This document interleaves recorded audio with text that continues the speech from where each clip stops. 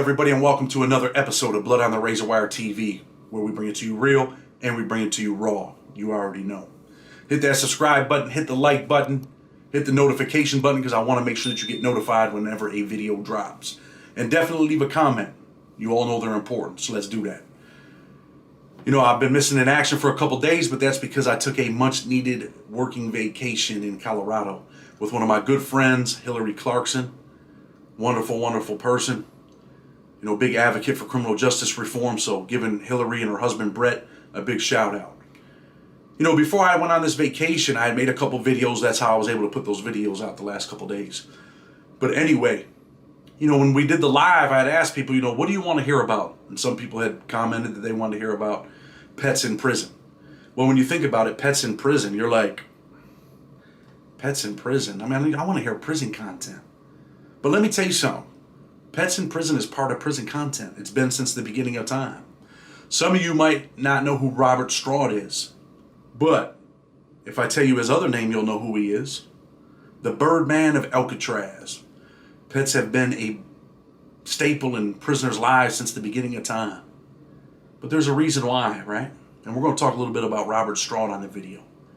There's a reason why pets are important. And I'm going to say this. Usually I don't like to say some things in public, and maybe I shouldn't say it, but I'm going to say it. You know, I like animals more than I like people. Isn't that crazy? That I can sit here and tell you that I like animals more than people, but why? For those of you that had a dog, and most of you probably watching this have had a dog, you ever feel that unconditional love? They call them man's best friend for a reason, right? Because that dog loves you simply because you're you. They're loyal. They're not going to tell on you. Most of the time, they're not going to do bad things to you. So, I personally like animals more than people, man. It's sad to say. But prison made me that way. Prison made me like animals more than I like people.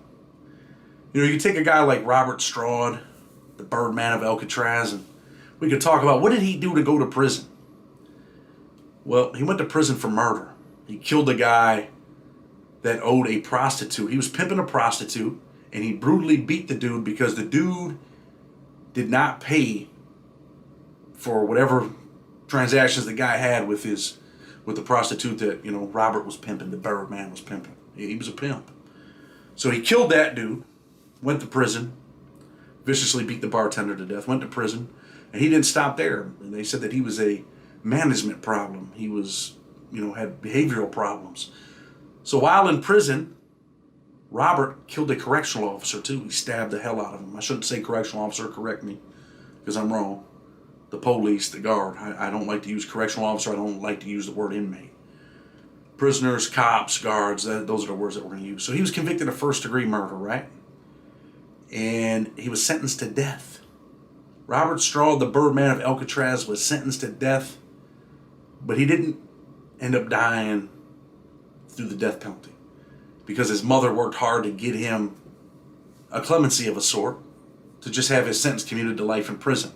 And that's what what President Wilson did. He ended up commuting the Birdman sentence. But the Birdman he ended up going to Leavenworth. You know, many of you might have heard about the infamous Leavenworth prison. And while there, the Birdman, he gained an interest in canaries. There were a bunch of canaries there. So he started, you know, getting involved with birds, and he became the Birdman. He wrote 2 books on canaries, spent a lot of his time with birds. And eventually he was transferred out of Leavenworth because, you know, they thought he was doing some things, trying to escape. They didn't know what the hell was going on with him. But it was almost like the animals had calmed him. The birds had calmed Stroud. They made the Birdman relax. So he ended up going to Alcatraz, and that's where he gets his name, right? He spent 17 years in Alcatraz. 6 years in segregation. He was in D block in segregation for all those years, alone by himself. Just him and those birds. You know, there's stories and rumors that he could get birds into his cell and things like that. I don't know what he was doing with the birds, but no, I'm joking. Go ahead and smile, it's all right. But anyway, you know, he got involved with the birds, and it just made him feel different, I'm sure. It made him feel like, man, he had a purpose. He was taking care of these birds. He was writing books. He created remedies for birds. But the birds probably were the only thing he had left. It was the only thing that really mattered in his life. He knew he was going to die in prison. He knew he was never getting out, and eventually he did. He died at a medical center. in 1963. But what about other animals and other prisoners and pets? You know, I've seen guys with tarantulas, lizards. I've had a few pets myself. I had some skunks. Yeah, skunks. And these were some weird skunks because they come out during the day too. I've had some birds in prison. I've had skunks, frogs when I was in Florida. So let's talk about some of that stuff. I first started getting some pets, man, when I was in Florida. I was in Coleman. And I had a friend in there, man, he had a lizard. And I mean, this dude made a little leash for the lizard. It was a kid out of Chicago, out of Illinois. He made a leash for his lizard. He'd take him outside. He'd go catch him crickets. He did all kinds of stuff for his lizard. You know, they always had these tree frogs over there. So I was like, man, you know what? I'm going to get me a frog. And in my cell, we had a locker here and a locker there. And we had a shelf and another shelf, all metal. And what I did was I took cardboard and I made an aquarium. And they used to sell vinyl on the commissary for dudes to paint on. So I made that kind of like the front of it, the front of my little aquarium that I built. I put a pond in there. I got a frog. I got a second frog. And I go out and I made this thing out of a bread bag, right? It was like a bag, the bread bag with this circle on it. And I would catch flies every day by the bathroom. And I'd open up the little flap of the cage. Now I had this thing hooked up, man. This thing was like a real aquarium. I had a pond in there. I had trees in there. I had sand in there. And I would put the flies in there. I'd shake them out of the bag and close my little cage real quick. And the next thing you know, you see these frogs just hitting the vinyl. Bang! And you see their tongues flying out. And they're grabbing these flies, man. So it was kind of like a National Geographic thing, right? And that's what a lot of people don't understand about prison, man. A lot of prisoners love animal shows. They love animals. It just gives you a sense of being, man. It gives you a sense of being in touch with the world. So anyway, man, my 2 frogs ended up becoming 18 frogs. They started to drive me nuts at night. You hear them croaking and doing whatever they do. But man, the best part was definitely feeding the frogs. And other dudes would come in the cell. They just want to see these frogs, man, just banging on these flies. Bang, tongues flying. I know, it's crazy. I mean, what the hell kind of video am I doing today? I'm doing a video to let you know that, man, all prisoners ain't horrible, man. All prisoners aren't filled with violence. Or maybe they had violence, but, you know, prisoners find a way. Prisoners find a way to cope, man, and animals help cope. So what other animals did I have in prison, man? I ended up going to Raybrook, New York. I eventually made it back close to home. And I remember going back there, and I could smell the pine trees, and I had been on the West Coast for quite some time. So when I made it back to the East Coast and finally made it to an FCI, a lower security prison, a medium, still dangerous. But when I made it back there, I remember smelling the pine trees and saying, damn, man, I'm finally home, man. I'm finally home. It was just a different feeling. And then there you would see all kinds of animals, man. They had deer that would come up to the cop in the truck, and the cops were feeding them by hand. And then you started seeing things come into the prison. You know, whenever it rained real hard, animals would come up out of the drains. Turtles, frogs, all kinds of stuff. But one thing that they had in Raybrook, and anybody that's been there, you notice, they had geese. They had these Canadian geese. And let me tell you something. Sometimes they had 70 or 80 of these things, and they would shit everywhere. It was horrible. Absolutely horrible, man. They're shitting everywhere, and you're just like, damn. But we got locked down. So when we get locked down, we're locked down for like 2 weeks in Raybrook. And I see these geese out there, and, you know, dudes are throwing food out there to them. You know, it's a pastime, right? It's a pastime. And this is going to make you laugh, what I'm about to tell you right now. You know, there's all kinds of pigeons out there. There's geese out there. Some dudes were taking these little bread balls, and they'd stick a big, long piece of dental floss, and they'd put a paper plane on it. And this might sound crazy. You know, maybe people shouldn't be doing this, but they throw that bread ball out there. And the seagulls would grab them. The seagulls would grab these bread balls, swallow them. And then when they took off the fly, there'd be a paper plane. There'd be a paper plane hooked on the on that piece of dental floss that seagull just swallowed. And that seagull would take off, and that plane's following right behind them. Sometimes they would, you know, spit the bread back out, and sometimes they'd swallow the bread. You'd see these birds flying on a compound for 3 or 4 days with an airplane flying behind them. It was crazy. And I've seen other dudes take pigeons, and they would make these Abraham Lincoln hats. And they'd catch these pigeons, and they would glue these cowboy hats and Abraham Lincoln hats on these pigeons. And you know how pigeons just peck? You'd see these heads pecking up and down with these hats on. The hats would fall off 4 or 5 days later. But anyway, while we're locked down, you know, people are throwing food to these animals, and there's this goose, and he's got 5 little underlings. He's got his girl, his wife, he's got his little sons or daughters, whatever he had. And I used to throw them bread. I started throwing them bread. And man, I swear to God, man, this bird would come to my window, man. I'd be laying down first thing in the morning, 5:30, 6 o'clock in the morning during this lockdown, after 4 or 5 days of feeding this guy. And he'd start hitting my window with his beak. Ding, ding, ding, ding, ding, ding, ding. He wanted me to feed him. So I'd wake up, I'd feed him right out the window. Now you're thinking, how the hell do you got a window in prison? Well, Raybrick is an old prison.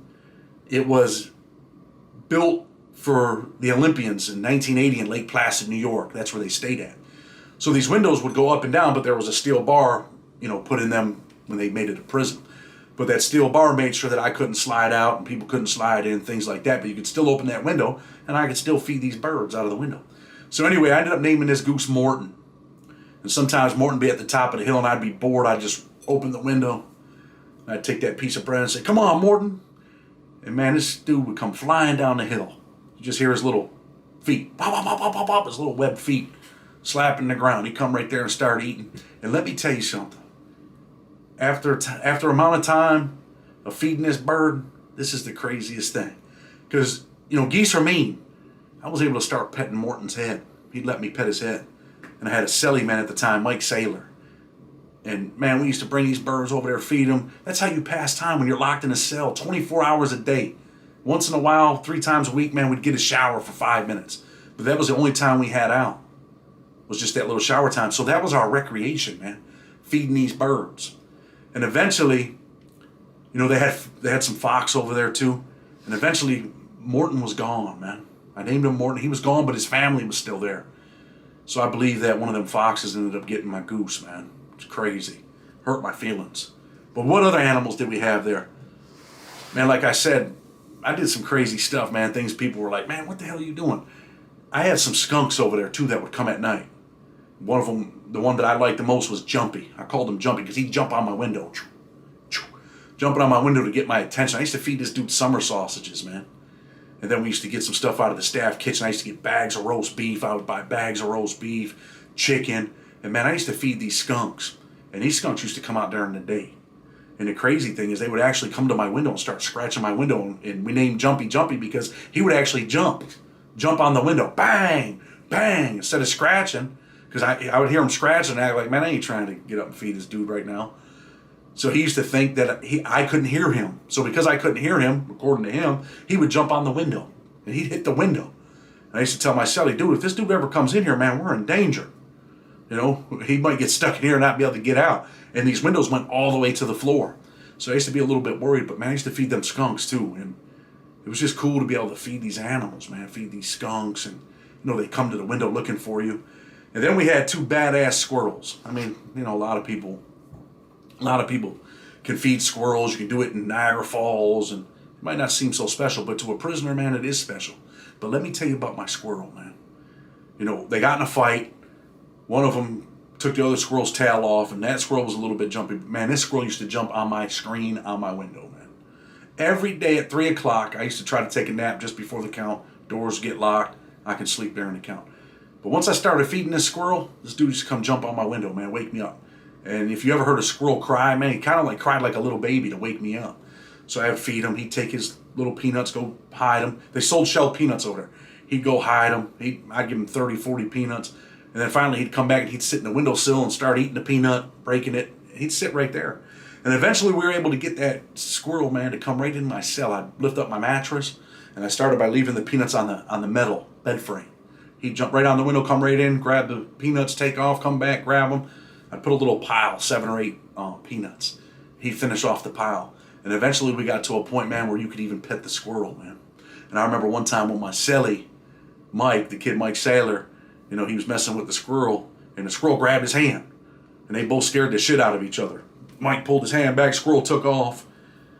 But, pets are important, man.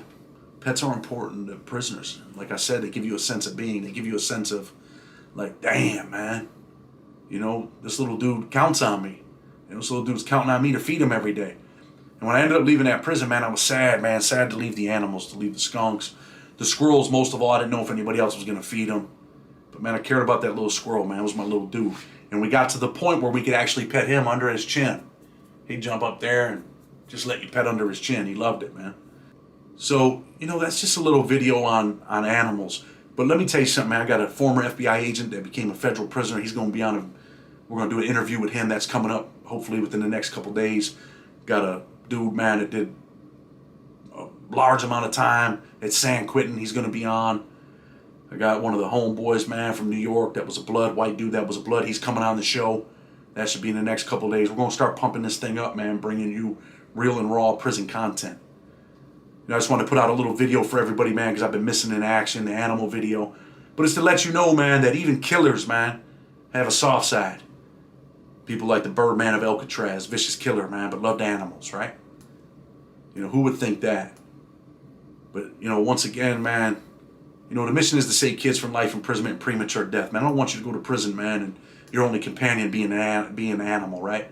The highlight of your day is feeding a squirrel jumping in your window. Man, life has so much more to offer, man. So much more to offer. So with that, man, I'm going to close the video, man. Bringing it to you real, bringing it to you raw. Hit that subscribe button. Stay tuned. Interviews are coming up, man, in the next couple days. We're going to go live soon again. I didn't go live Sunday because I was in, Colorado. But hopefully every Sunday night, man, we're going to go live, answer questions. You got questions about your kids going down the wrong road, questions about prison, questions about the criminal justice system. Make sure you're there on Sunday nights, probably 7, 8 o'clock p.m. every Sunday. With that, I'm out until tomorrow. Blood on the Razor Wire TV.